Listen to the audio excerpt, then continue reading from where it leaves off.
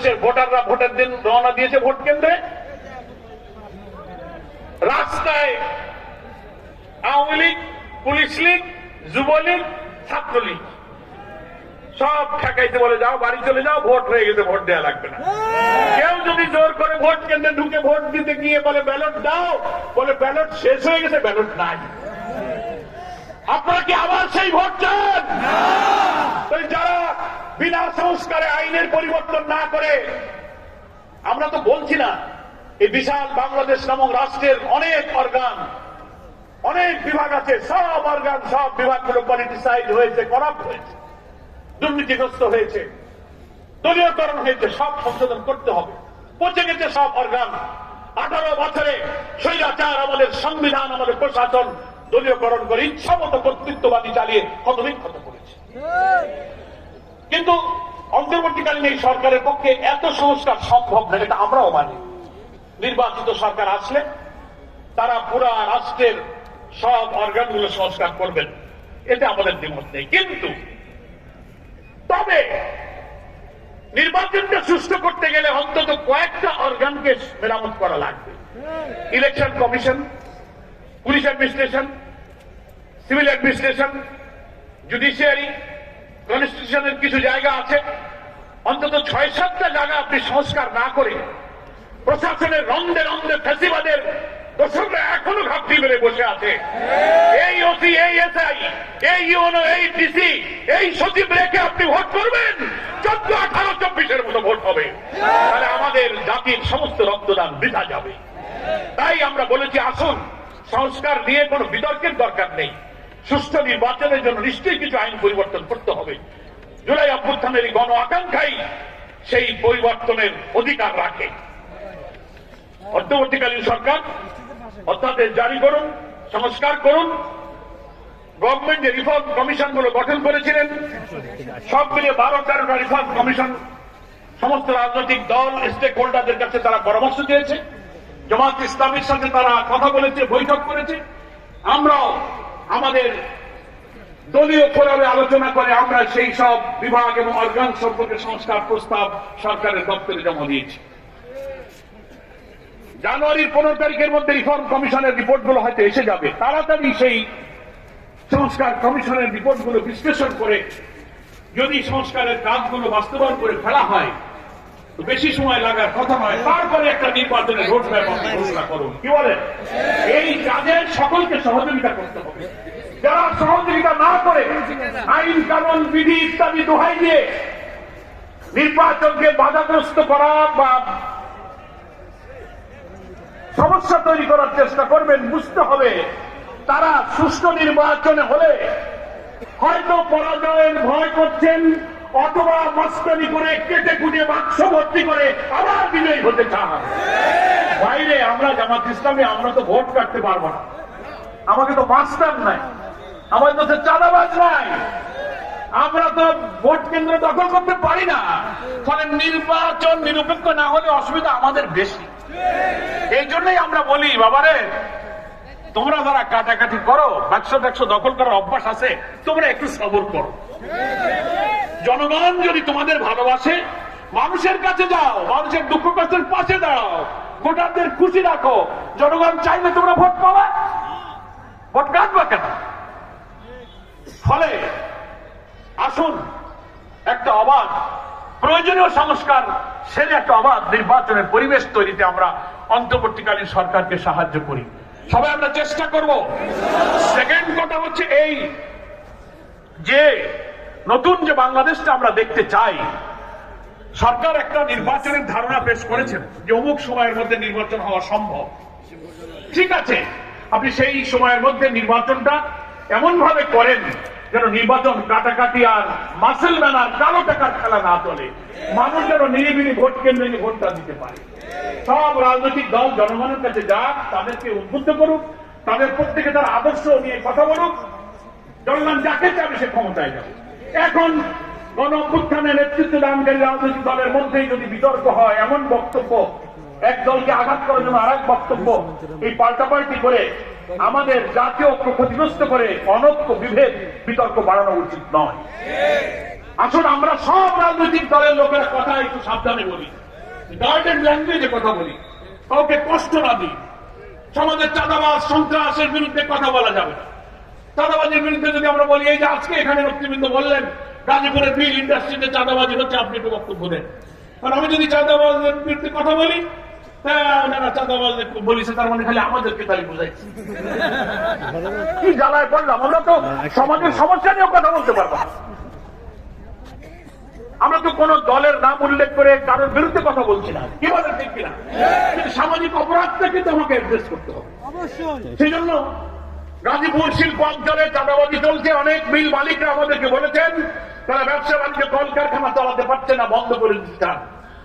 দয়া করে গাজীপুরের জেলা প্রশাসক, পুলিশ সুপার, মেট্রোপলিটন পুলিশের এখানে গাজীপুরের যিনি কমিশনার সাহেব আছেন, ওনার সাথে ফোনেও কথা বলেছি, সকলের কাছে রিকোয়েস্ট করব, যে দলের হোক চাঁদাবাজ মস্তান কল কারখানা বন্ধ করে চাঁদাবাজি করে অর্থনীতির চাকাকে যারা থামিয়ে দিতে চায় তাদেরকে গ্রেফতার করুন। কোন দল আর কোন মস্তান দেখার প্রয়োজন নেই। এখন তো ফ্যাসিস্ট খুনি আওয়ামী লীগের চাঁদাবাজরা মাঠে নেই, পালিয়ে গেছে। 300 এমপি খুঁজে পাওয়া যাচ্ছে না, মন্ত্রীও খুঁজে পাওয়া যাচ্ছে না। ফলে আপনার কিসের ভয়? যদি পুলিশ কমিশনার, জেলা প্রশাসক, এসপিরা এই চাঁদাবাজদেরকে ধরতে না পারেন, আমরা এবং জনগণ বিশ্বাস করতে বাধ্য হব যে আপনারা বোধহয় ফ্যাসিবাদের দোষরদের সাথে খাতির করবেন। আপনারা এটা করবেন না। মানুষকে শান্তিতে থাকতে দিন। বাংলাদেশের অর্থনীতির চাকাকে সচল রেখেছে এই শিল্প অঞ্চল অধ্যুষিত গাজীপুর। লক্ষ লক্ষ শ্রমিকের পদধ্বনি কল কারখানার চাকায় মুখরিত এই গাজীপুর। সকাল থেকে রাত পর্যন্ত রাস্তায় রাস্তায় শ্রমিকের ঢল।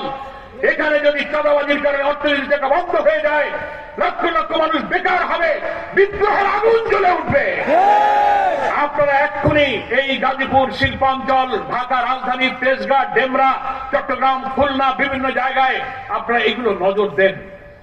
দেশকে যদি আপনারা ভালোবাসতে চান, বাংলাদেশ জামাত ইসলামী এমন একটি নতুন বাংলাদেশে বিপ্লবের মধ্য দিয়ে নতুন বাংলাদেশ নির্মাণের স্বপ্ন দেখে, যেটা আমাদের বাংলাদেশের সংবিধানে মুক্তিযুদ্ধের যে চেতনার কথা বলা হয়েছে, যে লক্ষ্যের কথা বলা হয়েছে, সাম্য, মানবিক মর্যাদা, সামাজিক সুবিচার। 53 বছর আগে এই চেতনা ধারণ করে বীর মুক্তিযোদ্ধারা লড়াই করে প্রিয় ভূমি বাংলাদেশে স্বাধীন করেছিলেন। আমি আপনাদের প্রশ্ন করতে চাই, 53 বছরে আমাদের এই সমাজের সাম্য, আমাদের মানবিক মর্যাদা, আমাদের সামাজিক সুবিচার কি আমরা পেয়েছি? এখনো ভাত, কাপড়, শিক্ষা, চিকিৎসা, বাসস্থানের অভাবে কোটি কোটি মানুষ এখনো কষ্ট পাচ্ছে। এখনো রাজধানীর ফুটপাতে, আমি সেদিন চোখে পানি এসে গেছে, রাজধানীর একটা ফুটপাতে আমি হাঁটছিলাম, আমার ছোট ছেলেটা আমার সাথে ছিল।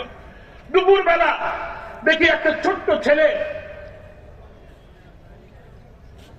কাপড় চোপড় ময়লা মলিন ছেঁড়া, তার একটা ছোট্ট ভাইকে নিয়ে মানুষের হোটেলে খেয়ে ফেলে দেওয়া একটা গোশের হাড্ডি, সে হাড্ডিটা নিয়ে ওই ছোট বড় ভাইটা অর্ধেক খাচ্ছে, ছোট ভাইটার গালের মধ্যে তুমি একটু খাও। ফুটপাতে আমি আমার চোখে পারি। আমি বললাম, তোমার কি হয়? বলে, স্যার আমার ছোট ভাই। তো তোমার দুপুরে কিছু খাও নিয়ে কি খাইতেছো? বলে, না এই গোশের টুকরা পাইছি, তা একটু ছিঁড়ে সে খায়, আর ছোট ভাইটাকে সে একটু মুখে তুলে দিচ্ছে। আমি আর কষ্ট সহ্য করতে পারলাম না, আমি ওকে সাহায্য করলাম, তোমরা আজকে নিয়ে কিনে দুপুরে খাবারটা খাও।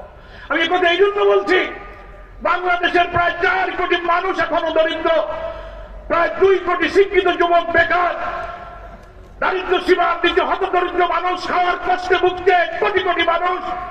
সেই বাংলাদেশ নতুন করে নির্মাণের জন্য, ইনসাফপূর্ণ সুবিচারের বাংলাদেশের জন্য আমাদের এই হাজার হাজার লোকেরা রক্ত দিয়েছে। আমরা সেই বাংলাদেশ গড়তে চাই। জামাত ইসলামী বলেছে এই বাংলাদেশ হবে সুবিচারের বাংলাদেশ। সেই সুবিচার কে করবে? জামাত ইসলামী হাতে যদি আল্লাহ তাআলা রাষ্ট্রের দায়িত্ব দেন, আমাদের আমিরে জামাত ডাক্তার শফিকুর রহমান বলেছেন, আমরা শাসক হব না, আমরা এই জাতির খাদেম হয়ে সেবা করব। লুটপাট, চাঁদাবাজি, মাস্তানি, অর্থ পাচার, শেখ হাসিনা, তার বোন রেহানা, তার ভাগ্নি, তার মেয়ে, তার ছেলে জয়, পুতুল, টিউলিপ মিলে লক্ষ লক্ষ কোটি টাকা বিদেশে পাচার করেছে। ব্যবসা বাণিজ্য তাদের হাতে ছাড়া ছিল না। নতুন বাংলাদেশে এই সব লুটপাট আর হবে না। আমাদের অর্থনীতি নিরাপত্তা হবে, ইসলামের যে কল্যাণ রাষ্ট্র, ইসলামের যে সৌন্দর্য, beauty of Islam, welfare of ইসলামের জন্য আল্লাহর নবী হাদিসের মধ্যে যা বলেছেন, রাষ্ট্রের সকল মানুষের ভাত, কাপড়, শিক্ষা, চিকিৎসা, বাসস্থানের মৌলিক সব দায়িত্ব রাষ্ট্র গ্রহণ করবে। চাকরি দিতে হবে, কাজ দিতে হবে। হাদিসে আল্লাহ রাসূল বলেছেন, যাদের কাজ দিতে পারবে না রাষ্ট্র, বেকার যারা থাকবে, তাদের সংসার চালাবার মতো প্রত্যেক বেকারকে ভাতা দিতে হবে। অভাব এবং দারিদ্রতাই মানুষকে অপরাধের দিকে নিয়ে যায়, কি বলুন ঠিক কিনা? এই সোনার বাংলা, সুজলা সুফলা নদীমাতৃক সবুজ বাংলা আমার, জমিন কত উর্বর। আমরা যদি চুরি ডাকাতি দুর্নীতি বাদ দিয়ে শিল্প, কল কারখানা, কৃষি, অর্থনীতির চাকা চালু করতে পারতাম, তাহলে আমার এই বাংলায় খাদ্যের অভাব হতো না, দুর্নীতি হতো না, মানুষের চরিত্র যদি আমরা গঠন করতে পারতাম, নৈতিকতা ঠিক থাকতো। জামাত ইসলামী তাই অর্থনীতিকে একটি যাকাত ভিত্তিক বৈষম্যহীন অর্থনীতি কায়েম করবে। আল্লাহ তাআলা কোরআনে বলেছেন, সূরা নূরের 55 নম্বর আয়াতে, রাষ্ট্রে যদি দ্বীনের ভিত্তিতে কোন রাষ্ট্র তোমাদের দায়িত্বে আসে, তোমাদের চারটি কাজ, আল্লাযীনা ইম্মাক্কানাহুম ফিল আরদ আকামুস সালাহ ওয়া আতুজ যাকাহ আমরু বিল মারুফ ওয়া নাহাউ আনিল মুনকার। চারটি কাজ করবে। জাতিকে সালাতের মাধ্যমে আল্লাহর আনুগত্য এবং চরিত্র গঠন করতে হবে, রাষ্ট্রের প্রথম কাজ। দুই হচ্ছে সুদ মুক্ত যাকাত ভিত্তিক সুষম বন্টনের ভিত্তিতে একটি সুন্দর অর্থনীতি চালু করতে হবে। তিন হলো সমস্ত ভালো কাজের আদেশ করতে হবে, সব ভালো কাজ, আর সমস্ত মন্দ কাজ বন্ধ করতে হবে। বলেন এই চারটা কাজ হলে একটা দেশ শান্তি হবে না? এটা আল্লাহই বলতেছেন, রাষ্ট্রের ক্ষমতা দায়িত্বে আছে তোমাদের এই কাজ। কিন্তু আমরা করছি কি? সব উল্টা করছি। অনাচার, জুলুম, লুটপাট, সুদ, ঘুষ সব চালু আছে, আর সব মন্দ কাজ চালু হয়েছে, ভালো কাজগুলো বন্ধ হয়ে গেছে। কল্যাণ রাষ্ট্র আসলে আমরা তাই করব। ন্যায় বিচার হবে কোর্টে, যেটাকে আল্লাহ তাআলা কোরআন শরীফে সূরা হাদীদের মধ্যে বলেছেন, লাকাদ আরসালনা রুসুলানা বিল বায়িনাতি ওয়া আনজালনা মাআহুমুল কিতাবা ওয়াল মিজান লিয়াকুমা আন-নাসু বিল কিসত ওয়া আনজালনা আল হাদীদ ফীহি বা'সুন শাদীদ ওয়া মানাফিউ লিন-নাস। আল্লাহ তাআলা বলছেন, আমি যুগে যুগে তোমাদেরকে রসুল পাঠিয়েছি, বাইয়িনা পাঠিয়েছি, কিতাব পাঠিয়েছি, মিজান পাঠিয়েছি, এত হেদায়েত, এত আইন দিয়েছি, কি জন্য?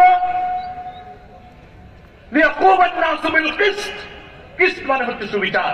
ওলামায়ে কেরাম আছেন, আলেমে দ্বীন আছেন, কিসত আজ শব্দের অর্থ হচ্ছে সুবিচার, যেটাকে ইংরেজিতে বলা হয় জাস্টিস। আমাদের ছেলেরা গণ অভ্যুত্থানের স্লোগান দিয়েছে, উই ওয়ান্ট জাস্টিস, আমরা সুবিচার চাই। আল্লাহ তাআলা নির্ভুল জ্ঞানের উৎস হচ্ছে আল্লাহর ওহী কোরআন। সেই কোরআনের যে আইন, কোরআনের যে ইনসাফ, সেই জাস্টিসের বিধানের ভিত্তিতেই মানবতার কল্যাণ সম্ভব। মানুষের তৈরি করা কোন আইন দিয়ে কোন সুবিচারপূর্ণ সমাজ প্রতিষ্ঠিত হতে পারে না। কারণ মানুষ ভুল করতে পারে, মানুষ পক্ষপাতিত্ব করে, মানুষের উপরে শয়তান চড়া হয়, কিন্তু আল্লাহ তাআলা নির্ভুল জ্ঞানের উৎস হচ্ছে আল কোরআন। ওইটাই হচ্ছে কিসত, ওইটা হচ্ছে সুবিচার, ওইটাই হচ্ছে মিজান, ওইটা হচ্ছে কিতাব, ওইটা হচ্ছে বাইয়িনা। আল্লাহ রাসূলের সুন্নাহর মধ্যেই রয়েছে মানুষের জন্য সুবিচারপূর্ণ সমাজ, বিচার, অর্থনীতি।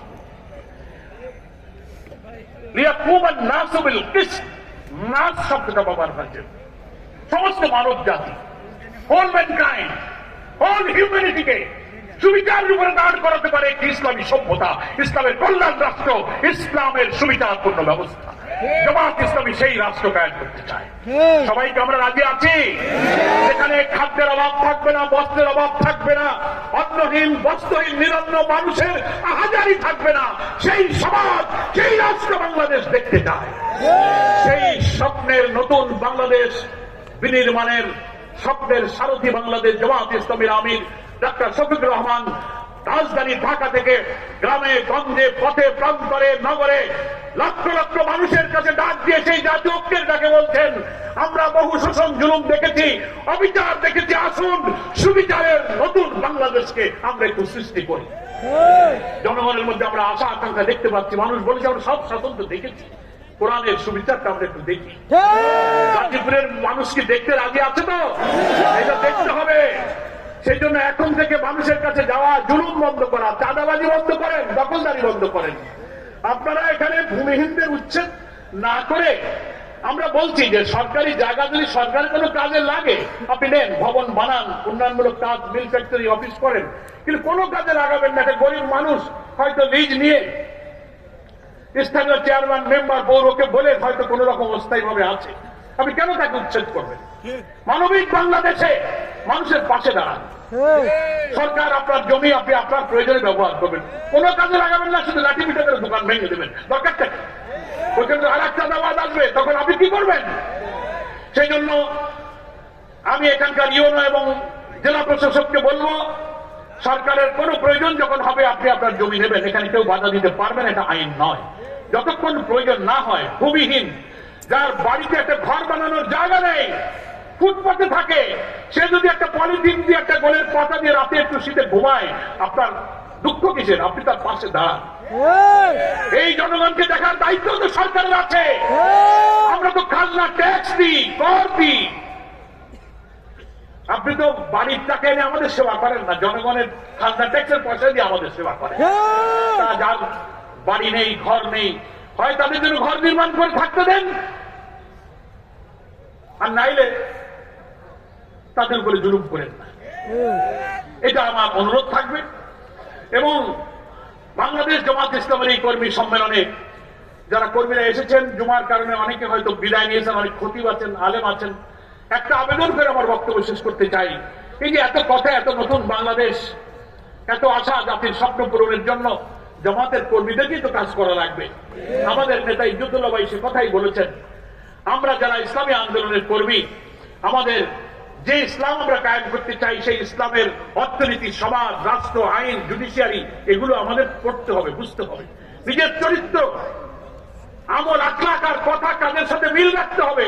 জনগণ যেন আপনাকে দেশে পাশের লোক, পাশের বাড়ির প্রতিবেশী বুঝতে পারে যে আমাদের কর্মীর দিকে তাকালে মনে হয় আসলে এ হচ্ছে ইসলাম। এর নামাজ, এর লেনদেন, এর মুআমালাত, এর ব্যবসা বাণিজ্য, এর কথাবার্তা দেখে যেন ইসলামের আদর্শটা যেন ফুটে ওঠে। চরিত্রের মধ্যে ইসলাম থাকতে হবে। আর জীবনের লক্ষ্য থাকবে যে এই ইসলাম সমাজে, রাষ্ট্রে কায়েম না হওয়া পর্যন্ত আল্লাহর সন্তুষ্টির উদ্দেশ্যে আমাদের সংগ্রাম থামবে না। এই পড়াশোনা, এই চরিত্র, এই নৈতিকতা গাজীপুর জেলার সকল কর্মীরা অর্জন করে যদি আমরা মাঠে, উপজেলায়, ইউনিয়নে, ইউনিটে, ওয়ার্ডে, মহল্লায় দাওয়াত বাড়াতে পারি, জনগণকে আগামী নির্বাচনের 1 বছর হোক আর যতটুকু লাগুক আমরা জানি না, যতক্ষণ সরকার করবে যৌক্তিক সংস্কার করে, কিন্তু সময় আমরা বেশি পাবো না। তার আগে প্রতিটি ভোট কেন্দ্রে, প্রতিটি গ্রামের সকল নারী পুরুষের কাছে এই জামাতের দাওয়াত নিয়ে তাদেরকে এই ইসলামের কল্যাণ, ইসলামের সৌন্দর্যটা বুঝিয়ে আমাদের পাশে আনার চেষ্টা করতে হবে। সবাই আমরা রাজি আছি। আমি বাংলাদেশ জামাত ইসলামী কেন্দ্রের পক্ষ থেকে গাজীপুরের এই বিশাল কর্মী সম্মেলনে যারা সকাল থেকে এসে সফল করেছেন, নেতৃবৃন্দ এই সুন্দর আয়োজন করে কতদিন ধরে পরিশ্রম করেছেন, সকলের জন্য দোয়া করি। সকলকে মোবারকবাদ জানিয়ে আপনাদের সকলকে আমার নিজের জন্য এবং আন্দোলনের জন্য, নেতৃবৃন্দের জন্য, আমি জামাতের জন্য দোয়া কামনা করে আমি আমার বক্তব্য শেষ করছি। আল্লাহ হাফেজ। ওমা তৌফিক ইল্লা বিল্লাহ। হাযা মা ইনদি ওয়াল ইলমু ইনদাল্লাহ। আলাইহি তাওয়াক্কালতু ওয়া ইলাইহি উনীব। আসসালামু আলাইকুম ওয়া রাহমাতুল্লাহি ওয়া বারাকাতুহু। ওয়া আলাইকুম আসসালাম।